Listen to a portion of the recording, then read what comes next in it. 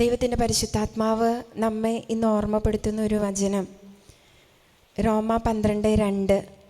നിങ്ങൾ ഈ ലോകത്തിന് അനുരൂപരാകരുത്, പ്രത്യേകത നിങ്ങളുടെ മനസ്സിനെ നവീകരണം വഴി രൂപാന്തരപ്പെടുത്തുവിൻ. ദൈവഹിതം എന്തെന്നും നല്ലതും പ്രീതിജനകവും പരിപൂർണവുമായത് എന്തെന്നും വിവേചിച്ചറിയാൻ അപ്പോൾ നിങ്ങൾക്ക് സാധിക്കും. റോമ 12:2 വചനം വായിച്ചത്. നിങ്ങൾ ഈ ലോകത്തിന് അനുരൂപരാകരുത്, പ്രത്യുത മനസ്സിൻ്റെ നവീകരണം വഴി രൂപാന്തരപ്പെടുവിൻ. ഈ വചനം പറഞ്ഞു തന്നിട്ട് പരിശുദ്ധാത്മാവ് ഓർമ്മപ്പെടുത്തിയ ഒരു കാര്യം, പ്രത്യേകിച്ച് 6-ാം തീയതി ഈശോയുടെ രൂപാന്തരീകരണത്തിൻ്റെ തിരുനാളായിരുന്നു. അന്ന് വചനം ധ്യാനിക്കുമ്പോഴാണ് പെട്ടെന്ന് ഈ ഒരു വചനം എനിക്ക് ഓർമ്മപ്പെടുത്തി തന്നത്. റോമ 12:2. നിങ്ങൾ ഈ ലോകത്തിന് അനുരൂപരാകരുത്, മനസ്സിന്റെ നവീകരണം വഴി രൂപാന്തരപ്പെടും. ഈ വചനം ഓർമ്മപ്പെടുത്തി തന്നിട്ട് പരിശുദ്ധാത്മാവ് പറഞ്ഞൊരു കാര്യം, ഈ മനസ്സിന്റെ നവീകരണം വഴിയുള്ള രൂപാന്തരീകരണം ഒരു വ്യക്തിയിൽ സംഭവിക്കാത്തത് കൊണ്ടാണ് ഇന്ന് ഒരുപാട് പ്രശ്നങ്ങൾ ഈ ലോകത്തിൽ നടക്കുന്നത്. പ്രത്യേകിച്ച് ഈ ദിവസങ്ങളിൽ ഒരു പ്രത്യേക കാര്യം ഉണ്ടായിരുന്നു. ഹൗസ് വിസിറ്റിങ്ങിന് പോയപ്പോൾ ഒരു ഇടവകയിൽ തന്നെയാണ് ഒരു വീട്ടിൽ ചെന്നപ്പോൾ അവിടെ ഒരു അമ്മയും മകനും മാത്രമേ ഉള്ളൂ. മകൻ്റെ കല്യാണം കഴിഞ്ഞിട്ട് 5 മാസമായിട്ടുള്ളൂ. നല്ല പയ്യനാണ്, അവന് ജോലിയുണ്ട്, കാണാനും നല്ല പയ്യനാണ്. വയസ്സ് ഇത്തിരി കൂടി, ഒരു 40 വയസ്സൊക്കെ കഴിഞ്ഞതുകൊണ്ട് സാധാരണ കല്യാണം വരാൻ ഇത്തിരി ബുദ്ധിമുട്ടല്ലേ. അപ്പോൾ അവൻ സെക്കൻഡ് മാരേജാണ് സെലക്ട് ചെയ്തത്. അങ്ങനെ കല്യാണം കഴിഞ്ഞ് 5 മാസം എത്തുന്നതിന് മുമ്പ് ആ ഭാര്യ രണ്ടാമത് കല്യാണം കഴിച്ചതാ, അത് പറ്റില്ല എന്ന് പറഞ്ഞ് പോയി. ആ വീട്ടിൽ ചെന്നപ്പോൾ അമ്മയുടെയും മകൻ്റെയും ഭയങ്കര വേദനയോടുകൂടി ഒരു മുഖം കാണേണ്ട വന്നു. അത് ശരിക്കും ഉള്ളിൽ കയറിയിട്ടുണ്ടായിരുന്നു. ആ അമ്മ പറഞ്ഞത്, 13 വർഷമായിട്ട് എൻ്റെ മകൻ്റെ കല്യാണം നടക്കാൻ ഞാൻ പ്രാർത്ഥിച്ചുകൊണ്ടിരിക്കുകയായിരുന്നു. 13 വർഷം പ്രാർത്ഥിച്ചിട്ട് എന്താ സിസ്റ്ററെ എനിക്കിങ്ങനെ വീണ്ടും. നമ്മളവിടെ വേദനയോടുകൂടി നിന്നു പോവും ആ ചോദ്യത്തിൻ്റെ മുൻപിൽ. അങ്ങനെ നിന്ന പരിശുദ്ധാത്മാവിൻ്റെ മുൻപിലേക്ക് അത് കൊടുത്തപ്പോൾ പരിശുദ്ധാത്മാവ് ഈ വചനം പറഞ്ഞിട്ട് പറഞ്ഞു തന്നതാ, ഇങ്ങനെ അനുരൂപരാകാൻ ഈ ലോകത്തെ മക്കളെ പഠിപ്പിക്കണം. ആ ഒരു അനുരൂപം, അതായത് ലോകത്തിന് അനുരൂപരാകാതെ ദൈവഹിതത്തിന് അല്ലെങ്കിൽ ദൈവിക കാര്യങ്ങൾക്ക് നന്മയ്ക്ക് അനുരൂപരാക്കാൻ ഇന്ന് മക്കൾക്ക് യുവജനങ്ങൾക്കൊക്കെ നമ്മൾ കൊടുക്കുന്ന രൂപീകരണത്തിൻ്റെ ട്രെയിനിങ്ങിൻ്റെ കുറവാ ഇതുപോലെ വിവാഹമോചനങ്ങൾ കൂടുന്നത്. മുൻപ് കാലത്തും ഞാനൊരു സംശയം ചോദിക്കുക, നിങ്ങളെയൊക്കെ കല്യാണം കഴിച്ച് ചെന്നപ്പോൾ പൂർണ്ണ സുഖമായിരുന്നോ? ആ വീട്ടിൽ എല്ലാ സൗകര്യങ്ങളും ആയിരുന്നോ? ഇല്ലല്ലോ. പക്ഷെ നിങ്ങൾ അതിനോട് അഡ്ജസ്റ്റ് ചെയ്തില്ലേ? അനുരൂപപ്പെട്ടില്ലേ? മനസ്സിൻ്റെ നവീകരണം വഴി രൂപാന്തരം പ്രാപിച്ചു. മനസ്സിൻ്റെ നവീകരണം, നമ്മുടെ മനസ്സ് നമ്മൾ മാറ്റി, എന്നിട്ട് അവിടുത്തെ സാഹചര്യങ്ങളോട് നമ്മൾ അനുരൂപപ്പെട്ടു. ഇത് ഇന്നത്തെ തലമുറയ്ക്ക് ഇല്ല. അതുകൊണ്ടാണ് ഇതുപോലെ വിവാഹമോചനങ്ങളിലേക്ക് എത്തുന്നത്. ഇത് മാത്രമല്ല കേട്ടോ, സന്യാസ ജീവിതാന്തസ്സിലേക്കാണെങ്കിൽ വരുന്നവർക്ക് അധികമൊന്നും കണ്ടിന്യൂ ചെയ്യാൻ പറ്റില്ല. കുറച്ച് കഴിയുമ്പോൾ അവർക്ക് പറ്റണതല്ല. ഒരു കുട്ടി എന്നോട് ഷെയർ ചെയ്തത്, രാവിലെ നേരത്തെ എണീക്കണം. അത് പറ്റില്ല സിസ്റ്ററെ, ക്യാമ്പിന് വന്നിട്ട് തിരിച്ചു പോരാൻ ഉള്ളൊരു കാരണം പറഞ്ഞതാ, നേരത്തെ എണീക്കണം. വീട്ടിൽ നേരത്തെ എണീറ്റ് പ്രാക്ടീസ് ഇല്ല. അതുകൊണ്ട് ഇതുപോലെ ഏത് ജീവിതാന്തസ്സിലേക്ക്, എല്ലാ ജീവിതാന്തസ്സുകളും ദൈവത്തിൻ്റെ വിളിയാ അല്ലേ? കുടുംബജീവിതം ദൈവവിളിയാ, സന്യസ്ത ജീവിതം ദൈവവിളിയാ, പൗരോഹിത്യ ജീവിതം ദൈവവിളിയാ. ഈ ദൈവവിളിക്ക് മക്കളെ അനുരൂപരാക്കാത്ത ഒരു തലമുറ രൂപപ്പെട്ടത് കൊണ്ടാ ഇന്ന് കുടുംബജീവിതം ഇതുപോലെ തകരണത്. സന്യസ്ത ജീവിതങ്ങൾ താഴ്ന്നു പോയിക്കൊണ്ടിരിക്കുന്നു, പൗരോഹിത്യ ജീവിതങ്ങൾ താഴ്ന്നു പോയിക്കൊണ്ടിരിക്കുന്നു ഇല്ലേ? അതിന് പരിശുദ്ധാത്മാവ് കാണിച്ചു തന്ന ഒരു കാരണം ഈ വചനം പറഞ്ഞിട്ട്. ആ വീട്ടിലെ പ്രശ്നമാണ് ഞാൻ മുമ്പിലേക്ക് വെച്ചത്. പ്രാർത്ഥിക്കാനിരുന്നപ്പോൾ പെട്ടെന്ന് അത് മനസ്സിലേക്ക് വന്നു. അവരിത്രയും പ്രാർത്ഥിച്ചതാ, എന്നിട്ട് എടുത്തത് സെക്കൻഡ് മാരേജാണ്. ആ പെൺകുട്ടിയുടെ ഒരു ജീവിതം സക്സസ് ആവാതെ രണ്ടാമത്തൊരു ലൈഫിലേക്ക് ഒരാൾ ഔദാര്യമായിട്ട് സ്വീകരിച്ചതല്ലേ. എന്നിട്ടും എന്ത് ചെയ്തിട്ട് പോയേ? അനുരൂപരാകാൻ പഠിപ്പിക്കണം നമ്മൾ ചെല്ലുന്ന സാഹചര്യങ്ങളിൽ. അതായത് അത് സാധിക്കണമെങ്കിൽ മനസ്സിൻ്റെ നവീകരണം വഴി രൂപാന്തരപ്പെടണം. ഈ രൂപാന്തരണം സംഭവിക്കണമെങ്കിൽ ഒരു ഫോർമേഷൻ വേണം, ഒരു രൂപീകരണം വേണം. ആ രൂപീകരണ കുടുംബത്തിൽ കൊടുക്കേണ്ടത്, ചെറിയ കാലങ്ങളിൽ കൊടുക്കേണ്ടത്. അത് കിട്ടാതെ വളർന്ന മക്കൾ എവിടെ ചെന്നാലും ആ വീടുകൾക്ക്, കോൺവെൻറ്റുകളാണെങ്കിൽ കോൺവെൻറ്റുകൾക്ക് അവരത് ബാധ്യതയായേ മാറുള്ളൂ. കല്യാണം കഴിച്ചു വിട്ടാലും നമ്മൾ അവരുടെ പിന്നാലെ നടക്കേണ്ടി വരും. എന്നും അവർക്ക് പ്രശ്നങ്ങളാണ്. കുടുംബത്തിലെ സാഹചര്യങ്ങൾ എന്നും അവർക്ക് പ്രശ്നങ്ങളാണ്. അമ്മായിയമ്മ അമ്മാനപ്പൻ പ്രശ്നമാണ്. ഈ പോയ കുട്ടി പറഞ്ഞൊരു റീസണാ, അപ്പച്ചൻ മരിച്ചിട്ട് കുറേ ആയി ഈ വീട്ടിൽ, ഇത് ഇളയ മകനാ, അമ്മ മാത്രമേ ഉള്ളൂ, അമ്മേനെ പറ്റില്ല, വാടകയ്ക്ക് പോകണമെന്ന്. നടക്കുമോ? അതാണ് ഇന്നത്തെ മക്കൾ പറയുന്ന കാരണം. അതായത് മനസ്സിൻ്റെ നവീകരണം വഴി രൂപാന്തരപ്പെടാൻ നമുക്ക് സാധിക്കുന്നില്ല.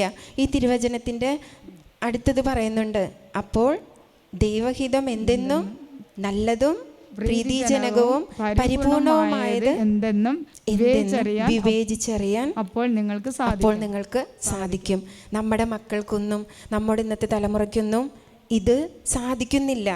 അതായത് ഈശോയുടെ രൂപാന്തരണത്തിൽ നമുക്ക് തരുന്ന രൂപാന്തരീകരണം, അന്ന് നമുക്ക് തരുന്ന ഒരു മെസ്സേജ്, ഈശോ രൂപാന്തരപ്പെട്ടു. ആ രൂപാന്തരപ്പെട്ട ഈശോയുടെ കൂടെ 3 ശിഷ്യന്മാരുണ്ടായിരുന്നു, പത്രോസ്, യാക്കോബ്, യോഹന്നാൻ. അവരത് കഴിഞ്ഞപ്പോൾ പറഞ്ഞത് എന്താ? ഇവിടെ ആയിരിക്കുന്നത് നല്ലതാണെന്ന്. പക്ഷേ ഈ രൂപാന്തരണം കഴിഞ്ഞ് ഈശോ പിന്നെ ഈ കാൽവരി മലയിലേക്ക് കയറാൻ പോയപ്പോൾ കുരിശുമരണത്തിൻ്റെ സമയത്ത് ഇവർ കൂടെ ഉണ്ടായിരുന്നില്ല. രൂപാന്തരീകരണം സംഭവിച്ച ഒരു വ്യക്തിയെ സ്വീകരിക്കാൻ എല്ലാവർക്കും എളുപ്പമാണ്. അതവർ പറഞ്ഞ ഈശോയുടെ രൂപാന്തരീകരണം കണ്ട അവർ പറഞ്ഞു, ഇവിടെ ആയിരിക്കുന്നത് നല്ലതാണ്, ഇവിടെ കൂടാരം തീർക്കാം, വീട് പണിത് ഇവിടെ തന്നെ താമസിക്കാം. നമ്മളൊക്കെ ഇങ്ങനെ മനസ്സിൻ്റെ നവീകരണം വഴി രൂപാന്തരപ്പെട്ടാൽ നമ്മുടെ കൂടെ നിൽക്കാൻ എല്ലാവർക്കും എളുപ്പമാ. അത് സംഭവിക്കാത്തത് കൊണ്ടാണ് കുടുംബങ്ങളിൽ വിവാഹമോചനങ്ങൾ കൂടുന്നത്, വൃദ്ധമന്ദിരങ്ങൾ ആൾക്കാരെ കൊണ്ട് നിറയുന്നത്. ഈ രൂപാന്തരീകരണം നടക്കണമെങ്കിൽ രൂപീകരണം നടക്കണം. ആ രൂപീകരണമാണ് നമ്മുടെ മക്കളെ വളർത്തുമ്പോൾ തിരുത്തി വളർത്തണം. വചനം തന്നെ പറയുന്നത് അങ്ങനെയല്ലേ? തെറ്റ് തിരുത്തണം. മക്കളെ ശിക്ഷിക്കേണ്ട സമയത്ത് ശിക്ഷിച്ച് തന്നെ വളർത്തണം. എന്നാലേ അവരിൽ ഈ രൂപീകരണം നടക്കുള്ളൂ. ഇന്നത്തെ തലമുറയ്ക്ക് ഇല്ലാത്തതാണ് ഈ രൂപീകരണം കൊടുക്കുക എന്ന് വെച്ചാൽ തിരുത്തുക. അവർക്ക് ചെറിയ പണിഷ്മെൻറ്റ് കൊടുക്കുക. പണിഷ്മെൻറ്റ് പോയിട്ട് ഒന്ന് പറഞ്ഞു കൊടുക്കാൻ പോലും ഇന്നത്തെ പാരൻസിന് പേടിയാണ്. ശരിയാണ്, പേടിക്കണ കാലഘട്ടം. ഞാൻ UP ക്ലാസ്സിലാണ് പഠിക്കണതെങ്കിലും എൻ്റെ ക്ലാസ്സിലൊരു കുട്ടി കൂട്ടുകാരായിട്ട് വഴക്കിട്ടു. അപ്പം ചെറുതായിട്ട് വിളിച്ച് ഞാനൊന്ന് കറക്റ്റ് ചെയ്തു. വീട്ടുകാരോട് പറയും, ഇതിനെന്തെങ്കിലും ഒരു തീരുമാനം എടുക്കൂട്ടോ സിസ്റ്റർ, ഇനി മിണ്ടാതിരിക്കില്ല. അതായത് 2-3 പ്രാവശ്യമായി ഇതുപോലെ കൂട്ടുകാരായിട്ട് പ്രശ്നങ്ങൾ ആവർത്തിക്കണേ. അപ്പം അവൻ പോണേന് മുമ്പ് നോട്ട്ബുക്കിൽ എഴുതിയത് എന്താണെന്നറിയോ? ഞാൻ മരിക്കാൻ പോകാമെന്ന്. 5ാം ക്ലാസ്സിൽ പഠിക്കണ കുട്ടിയാണ്. അപ്പം എങ്ങനെയുണ്ട് നമ്മുടെ തലമുറയുടെ ഫോർമേഷൻ? എങ്ങനെയുണ്ട്? പിന്നെ വിളിച്ച് കണ്ടു, കുഴപ്പമില്ല, സംസാരിച്ചപ്പോൾ പെട്ടെന്ന് വന്ന തീരുമാനം അവൻ്റെ അതായിരുന്നു. അതാ ഇന്ന് നമ്മുടെ തലമുറ. അത് നമ്മൾ ചെറുപ്പത്തിലേ തന്നെ അവർക്ക് കൊടുക്കേണ്ടത്. അതായത് നമ്മുടെ കയ്യിൽ ഒതുങ്ങണ സമയത്ത് നമ്മൾ തിരുത്തണം. പിന്നെ ചില പാരൻസ്, ഒരു കുട്ടി ബ്ലഡ് കൗണ്ട് കുറവായിട്ട് 6 എന്തോ ഉള്ളൂ, സ്കൂളിൽ തലകറങ്ങി വീണ് ഹോസ്പിറ്റലിൽ അഡ്മിറ്റാക്കി. അപ്പോൾ അവർ പറഞ്ഞത് ബ്ലഡ് കൗണ്ട് കുറവാന്ന്. അപ്പോൾ അവരുടെ പാരൻസിനോട് സംസാരിച്ചപ്പോൾ അവർ പറയുന്നതാണ്, എൻ്റെ സിസ്റ്ററെ പച്ചക്കറി എന്ന് പറയുന്ന സാധനം തൊടില്ല. പിന്നെ ഞങ്ങൾ എന്താ ചെയ്യുക? ചിക്കൻ മാത്രമേ കഴിക്കൂ.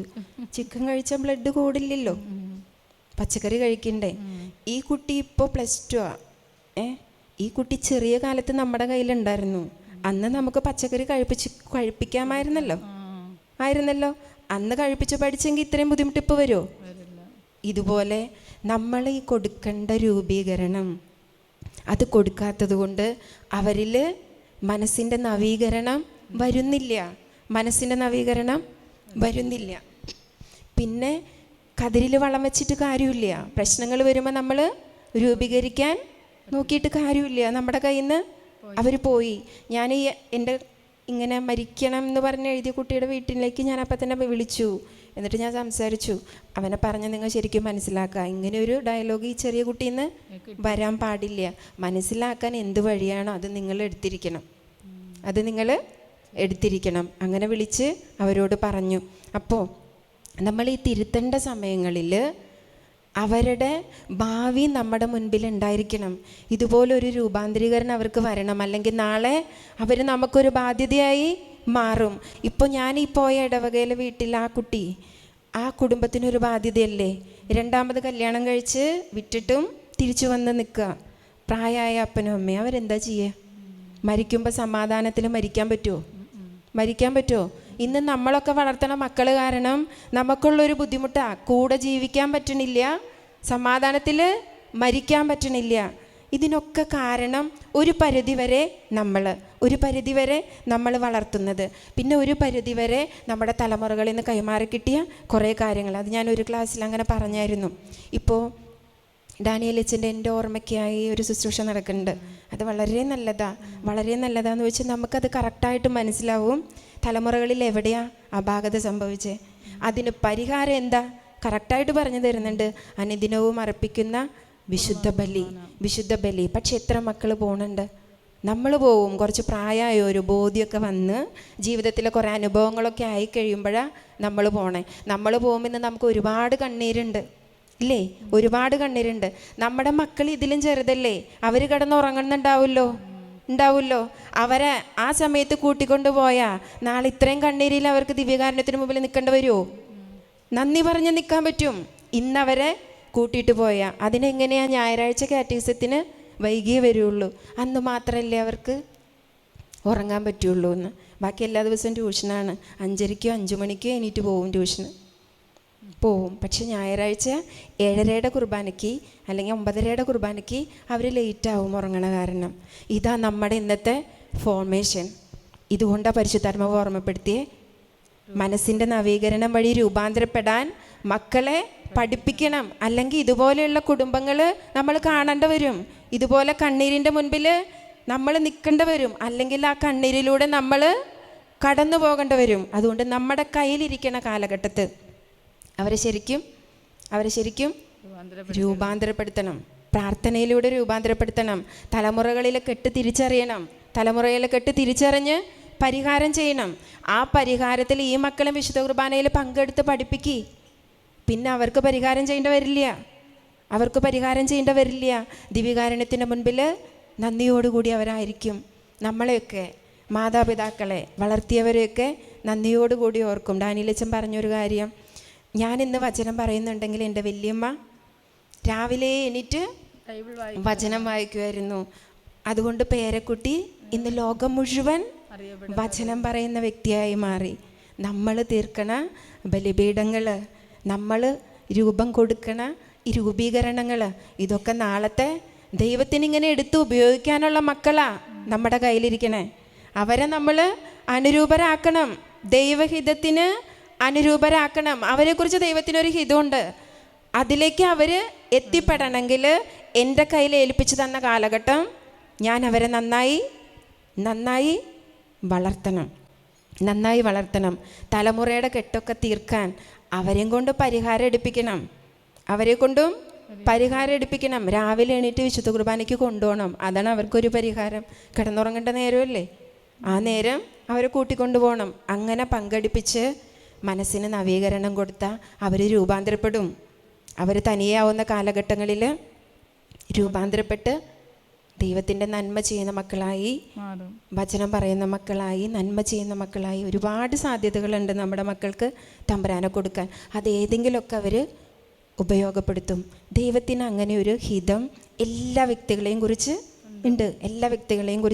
ഉണ്ട്. പ്രത്യേകിച്ച് നമ്മൾ മാമോദീസ വെള്ളം തലയിൽ വീണ ക്രിസ്ത്യൻ മക്കൾക്ക് അത് ഇരട്ടിയാണ്. നമ്മൾ നമ്മുടെ കടമകളെയൊക്കെ തിരിച്ചറിയണം, അതിനെക്കുറിച്ച് ഓർക്കണം.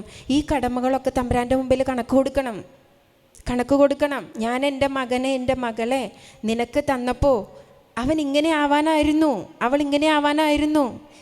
തമ്പുരാൻ പറയും നമ്മളോട്. എന്നിട്ട് നീ എന്താ ചെയ്തേ? നീ എന്താ കൊടുത്തേ? എന്ത് രൂപീകരണം അവർക്ക് കൊടുത്തേ? അനുരൂപരാക്കാൻ പഠിപ്പിച്ചു നമ്മളൊക്കെ ലോകത്തിന് അനുരൂപരാക്കാൻ. അതുകൊണ്ടല്ലേ കിടന്നുറങ്ങിക്കോ, കുഴപ്പമില്ല, ഞായറാഴ്ച ഒരു ദിവസമല്ലേ, ഉറങ്ങിക്കോ. ഇനി ജപമാലയ്ക്ക് എത്തിയില്ലെങ്കിലും കുഴപ്പമൊന്നുമില്ല, വൈകിയായാലും ചൊല്ലിയില്ലെങ്കിലും ഒരു ദിവസം ചൊല്ലിയില്ലെങ്കിലും കുഴപ്പമില്ല, അവന് വയ്യാണ്ടല്ലേ, അവൾക്ക് വയ്യാണ്ടല്ലേ. ഇതല്ലേ നമ്മുടെ രൂപീകരണം. എൻ്റെ പ്രിയപ്പെട്ടവരെ, നമ്മൾ കണക്ക് കൊടുക്കേണ്ടി വരും കേട്ടോ. ഒരു തലമുറയെ നമ്മുടെ കയ്യിൽ, ഒരു തലമുറയെ നമ്മുടെ കയ്യിൽ തീർച്ചയായിട്ടും നമ്മൾ കണക്ക് കൊടുക്കേണ്ടി വരും. ആ തലമുറയിൽ നിന്ന് ദൈവം ഉദ്ദേശിക്കുന്ന നന്മ ഈ ലോകത്തിൽ വന്നില്ലെങ്കിൽ അതിൻ്റെ ഉത്തരവാദികൾ നമ്മൾ ഓരോരുത്തരും ആയിരിക്കും. അതുകൊണ്ട് കഴിഞ്ഞുപോയ കാലങ്ങൾക്ക് പരിഹാരം ചെയ്ത് ജീവിക്കാൻ തയ്യാറാവണം നമ്മൾ. കാരണം നമ്മൾ തമ്പുരാൻ്റെ നീതിയുടെ മുൻപിൽ നിൽക്കേണ്ടതായിട്ട് വരും. അറിവില്ലാത്ത ഒരു കാലഘട്ടത്തിൽ ചെയ്തതിനേക്കാൾ കൂടുതൽ ഇന്ന് ഒരുപാട് വചനം പ്രസംഗിക്കപ്പെടുന്ന ഒരു കാലഘട്ടത്താണ് നമ്മൾ. ഒരുപാട് ദൈവിക കാര്യങ്ങൾ ലോകത്തിന് പ്രദാനം ചെയ്തുകൊണ്ടിരിക്കുന്ന ഒരു കാലഘട്ടത്തിലാണ് നമ്മൾ ജീവിക്കണം. നമ്മുടെ അറിവില്ലായ്മ ദൈവത്തിൻ്റെ മുൻപിൽ ഒരു കാരണമല്ല, ഒരു കാരണം അല്ല. അതുകൊണ്ട് പ്രിയപ്പെട്ടവരെ, ഇനിയെങ്കിലും മക്കൾ വലുതായി പോയവർ പരിഹാരം ചെയ്ത് പ്രാർത്ഥിച്ച് തിരിച്ചു പിടിക്കുക. അല്ല, ചെറിയ മക്കളൊക്കെ ഉള്ളവർ ഇപ്പോഴേ ദൈവഹിതത്തിൽ വളർത്താൻ നോക്കുക. ഈ ദൈവഹിതത്തിൽ വളർത്തേണ്ട കാര്യം പറഞ്ഞപ്പോൾ എന്നെ പെട്ടെന്ന് ഓർമ്മപ്പെടുത്തി തന്ന ഒരു ഭാഗമാണ് യോനാ പ്രവാചകൻ്റെ. അതിൽ യോനാ പ്രവാചകനോട് 1-ാമത്തെ അധ്യായത്തിൽ ഇന്ന സ്ഥലത്ത് പോയി, നിനിവേ പോയി വചനം പ്രസംഗിക്കാൻ പറയുന്നു. യോനാ പ്രവാചകൻ അവിടുന്ന് അവന് യോനാ പ്രവാചകൻ അത് താല്പര്യമില്ലാത്തതിൻ്റെ കാരണമുണ്ട്. പറയുന്നവർ കേട്ട അനുസരിക്കില്ല എന്ന് പറഞ്ഞിട്ട് അവൻ അവിടെ നിന്ന് മാറിക്കഴിഞ്ഞപ്പോൾ നമുക്കെല്ലാവർക്കും അറിയാമല്ലേ, കപ്പലിൽ കയറി കാറ്റും കോളും വന്നു, അവിടെ നിന്ന് പുറത്തെറിയപ്പെട്ടു. എന്നിട്ട് 3 ദിവസം മത്സ്യത്തിൻ്റെ ഉള്ളിൽ. അപ്പോൾ ദൈവത്തെ വിളിച്ചു. ഇന്ന് അതല്ലേ നമ്മുടെയൊക്കെ കുടുംബങ്ങളിൽ നടന്നുകൊണ്ടിരിക്കണേ. യോനാ പ്രവാചകന് കൊടുത്ത 3 ദിവസം നമ്മുടെ 10 വർഷം 20 വർഷം 15 വർഷം 7 വർഷം 6 വർഷമൊക്കെ ആയിട്ട് നമ്മൾ കണ്ണീരായിരിക്കണ വർഷങ്ങൾ. ഇതെന്തുകൊണ്ടാ? ദൈവഹിതം തിരിച്ചറിഞ്ഞ് ആ രീതിയിൽ നമ്മൾ ചെയ്യേണ്ട കാര്യങ്ങൾ ചെയ്യാത്തത് കൊണ്ടാണ് 3 വർഷം ഇത്രയും കൂടുതലായി വരുന്നത്. ഈ വചനഭാഗം പരിശുദ്ധാത്മാവ് ഓർമ്മപ്പെടുത്തി തന്നതാ, എന്നിട്ട് പറഞ്ഞു തന്നതാ. യോനാ പ്രവാചകന് 3 ദിവസം ഓരോ മക്കളും 13 വർഷം പ്രാർത്ഥിച്ച അമ്മച്ചിയാ ഞാൻ പോയ വീട്ടിൽ. ആ അമ്മച്ചി 13 വർഷം പ്രാർത്ഥിച്ചിട്ടും ഇങ്ങനെ സംഭവിച്ചതിൻ്റെ പുറകിൽ പരിശുദ്ധാത്മാവ് പറഞ്ഞു തരുന്ന കാര്യങ്ങൾ നോക്കി എനിക്ക് എന്നെ ഭയങ്കര അത്ഭുതമായി തോന്നി. യോനാ പ്രവാചകന് 3 ദിവസം കൊടുത്തില്ലേ, അവിടെ ദൈവഹിത പ്രകാരം മക്കളെ വളർത്തുന്നതിൽ സംഭവിച്ച പാകപ്പിഴ. ഇത്രയും വർഷം പ്രാർത്ഥിച്ചിട്ടും ഇപ്പോഴും നമ്മൾ തമ്പുരാനെ വിളിച്ച് നിലവിളിച്ചുകൊണ്ടിരിക്കുക, നമുക്കൊരു ഉത്തരം കിട്ടുന്നില്ല. ഇനി യോനാ പ്രവാചകൻ ദൈവത്തോട് പ്രാർത്ഥിച്ച് തമ്പുരാൻ്റെ കരുണ കിട്ടി, ആ സ്ഥലത്ത് നിന്ന് വചനം പ്രസംഗിച്ചു. അപ്പോൾ നോക്കി, അവർ മാനസാന്തരപ്പെടില്ല, നിനിവേ രാജ്യം എന്ന് പറഞ്ഞിട്ടാണ് ദൈവഹിതത്തെ എതിർത്തത്. പക്ഷേ ദൈവം പറഞ്ഞതിന് പ്രകാരം അവിടെ ആ വചനം പറയപ്പെട്ടപ്പോൾ ആ ഒരു ദേശം മുഴുവൻ രക്ഷപ്പെട്ടു. നമ്മൾക്ക് കുറേ മുൻവിധികളാണ് നമ്മുടെ മുൻപിൽ. ഞാൻ അങ്ങനെ പറഞ്ഞാൽ ശരി, ഇന്ന് മക്കൾക്ക് ഫോർമേഷൻ കൊടുക്കണതിൻ്റെ പുറകിൽ ഒരു മുൻവിധിയാണ്. അങ്ങനെ പറഞ്ഞ് എന്താവും? അത് ബുദ്ധിമുട്ടാവില്ലേ? അല്ലെങ്കിൽ അത് ശരിയാവോ? നമുക്കൊക്കെ ഒരു പേടിയാണ് അല്ലേ? അതുകൊണ്ട് നമ്മൾ പതുക്കനെ കണ്ണടയ്ക്കും. ഈ കണ്ണടയ്ക്കല യോനാ പ്രവാചകൻ്റെ 3 ദിവസം പോലെ നമ്മുടെ ജീവിതങ്ങളിൽ നിന്ന് വേട്ടയാടിക്കൊണ്ടിരിക്കുന്നത്. അതുകൊണ്ട് എൻ്റെ പ്രിയപ്പെട്ടവരെ, നമ്മൾ തിരിച്ചറിയണം ദൈവത്തിൻ്റെ ഹിതപ്രകാരം. നമ്മൾക്ക് കണ്ടുപിടിക്കാൻ പറ്റിയില്ലായിരിക്കാം ദൈവഹിതം എന്താണെന്ന്, അത്രയ്ക്കൊന്നും അറിയാൻ സാധ്യതകളില്ല. പക്ഷെ നമുക്ക് പ്രാർത്ഥിക്കാനോ ആഗ്രഹിച്ച് ദൈവഹിതപ്രകാരം എൻ്റെ കുടുംബത്തെ കൊണ്ടുപോകാൻ, എൻ്റെ മക്കളെ നയിക്കാൻ, എൻ്റെ ഭർത്താവിനെ ക്രമീകരിക്കാൻ, എൻ്റെ വീട്ടിലെ സാഹചര്യങ്ങൾ ക്രമീകരിക്കാൻ, എൻ്റെ സന്യാസ ജീവിതം ക്രമീകരിക്കാൻ എന്നെ സഹായിക്കണമേ എന്ന് പ്രാർത്ഥിച്ച ദൈവത്തിൻ്റെ പരിശുദ്ധാത്മാവ് ആക്റ്റീവല്ലേ? ഒന്ന് പറഞ്ഞ ക്രമീകരിക്കും. നമ്മുടെ ഈ വിളിയുടെ ഒക്കെ ഒരു കുറവാണ്, പരിശുദ്ധാത്മാവിനെ വിളിക്കാനൊക്കെ ഉള്ളൊരു കുറവാണ്. നമ്മൾക്ക് 100 മുൻവിധികൾ, 100 ന്യായീകരണങ്ങളാണ് നമ്മുടെ മുൻപിൽ. എല്ലാത്തിനും നമുക്ക് ന്യായീകരണം. പക്ഷേ ഈ ന്യായീകരണത്തിൻ്റെ കാര്യം പറഞ്ഞപ്പോൾ എനിക്ക് ഓർമ്മപ്പെടുത്തി തന്നൊരു വചനഭാഗ, ഈ താലന്തിൻ്റെ ഉപമയിൽ 1 കൊടുത്തിട്ട് ഇരട്ടിയാക്കാൻ പറഞ്ഞില്ലേ, 5 കൊടുത്തവൻ 10, അതവരാക്കിയില്ലാത്തവർക്ക് പണിഷ്മെൻറ്റ് കൊടുത്തു. അപ്പോൾ ഈശോ അവിടെ എന്താ ഉദ്ദേശിച്ചതെന്നറിയോ?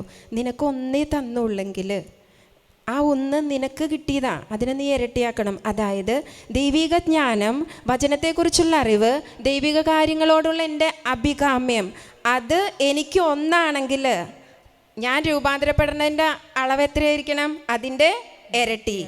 അത് എനിക്ക് 5 ആണെങ്കിൽ ഞാൻ എന്തായിരിക്കണത്? 10 ആക്കണം.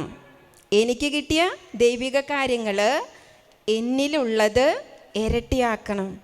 അത് ഇരട്ടിയാക്കണം. ഈ ഇരട്ടിയാക്കണതിന് പകരം നമ്മൾ ന്യായീകരണം, മുൻവിധി, ഓരോ കാരണങ്ങളൊക്കെ ആയിട്ട് ഇത്രേ പറ്റിയുള്ളൂ, അത് എനിക്ക് ഇത്രേ പറ്റിയുള്ളൂ എന്ന് പറഞ്ഞു മാറുന്നു. ഇതൊക്കെ പരിശുദ്ധാത്മാവ് കറക്റ്റായിട്ട് വചനം കാണിച്ചെന്ന് ഓർമ്മപ്പെടുത്തി തന്ന കാര്യം ഞാൻ നിങ്ങളുടെ മുൻപിൽ നിന്ന് പറയുന്നത്. ദൈവത്തിൻ്റെ പരിശുദ്ധാത്മാവ് ആഗ്രഹിക്കുന്നുണ്ട് മനസ്സിൻ്റെ നവീകരണം വഴി രൂപാന്തരം പ്രാപിച്ച ഒരു തലമുറ ഈ ലോകത്ത് വേണം. പ്രലോഭനങ്ങൾ ഏറി വരുമ്പോൾ, പിശാചിൻ്റെ തന്ത്രങ്ങൾ ഭയങ്കര ഫാസ്റ്റായിട്ട് മുന്നേറുമ്പോൾ, ഇങ്ങനെ നവീകരണം പ്രാപിച്ച ഒരു തലമുറ ഉണ്ടെങ്കിലാ ദൈവത്തിന് അവിടെ പ്രവർത്തിക്കാൻ പറ്റുള്ളൂ. ദൈവത്തോട് എതിർത്ത് നിന്നാലും ദൈവത്തിൻ്റെ പദ്ധതികൾ നടക്കാതെ പോവില്ല. ദൈവം ആപ്റ്റായവരെ തിരഞ്ഞെടുക്കും. പക്ഷേ എനിക്ക് സംഭവിക്കുന്നത്, ആ പദ്ധതിയിൽ പെടേണ്ട ആളായിരുന്നു ഞാൻ, പക്ഷെ ഞാൻ പെടാതെ പോയി. അതിനുള്ള റീസൺ, ഞാൻ എൻ്റെ തമ്പുരാൻ്റെ ന്യായപീഠത്തിന് മുൻപിൽ നിൽക്കുമ്പോൾ ഞാൻ കൊടുക്കേണ്ടി വരും. അതുകൊണ്ട് സാഹചര്യം കൊണ്ട് പറ്റിയില്ല എന്നുള്ളൊരു റീസൺ അവിടെ ഇല്ല. നിനക്കൊന്ന് കിട്ടിയെങ്കിൽ ആ 1 താലന്ത് 2 ആക്കണം. കഴിവ് മാത്രമല്ല ഇവിടെ ഉദ്ദേശിച്ച്, നമ്മളിലുള്ള ദൈവത്തിനോടുള്ള അഭിരുചി, ദൈവിക കാര്യങ്ങളിലോടുള്ള നമ്മുടെ താല്പര്യം, ഇതെല്ലാം നമ്മൾ എത്ര ഇരട്ടിയാക്കുന്നോ അതനുസരിച്ച് നമ്മുടെ തലമുറ, നമ്മുടെ കുടുംബം നവീകരിക്കപ്പെടും, തലമുറയ്ക്ക് വിടുതലും കിട്ടും. അപ്പോൾ ദൈവത്തിൻ്റെ പരിശുദ്ധാത്മാവിനോട് സഹകരിക്കാനായിട്ട് പരിശുദ്ധ അമ്മയുടെ മാധ്യസ്ഥം ചോദിച്ച് നമുക്ക് പ്രാർത്ഥിക്കാം. പരിശുദ്ധ അമ്മ പരിശുദ്ധാത്മാവിനോട് സഹകരിച്ചതാ, പൂർണ്ണമായും സഹകരിച്ച വ്യക്തിയല്ലേ. ഒരു മറു ചോദ്യവുമില്ലാതെ ദൈവഹിതത്തിന് മുൻപിൽ പരിശുദ്ധാത്മാവ് വെളിപ്പെടുത്തിയ കാര്യങ്ങൾക്ക് ആമേൻ പറഞ്ഞ പരിശുദ്ധ അമ്മയാണ്. ആ അമ്മയുടെ മുൻപിൽ ജപമാല ചൊല്ലി ഞാനും നിങ്ങളും പ്രാർത്ഥിക്കുന്നുണ്ടെങ്കിൽ, ആ അമ്മയോട് പ്രാർത്ഥിച്ചാൽ ആ അമ്മ ഈ ലോകത്തിന് അനുരൂപരാകാതെ മനസ്സിൻ്റെ നവീകരണം വഴി രൂപാന്തരപ്പെട്ട ഒരു ജീവിതം നയിക്കാൻ നമ്മെയും നമ്മുടെ തലമുറകളെയും അനുഗ്രഹിക്കും.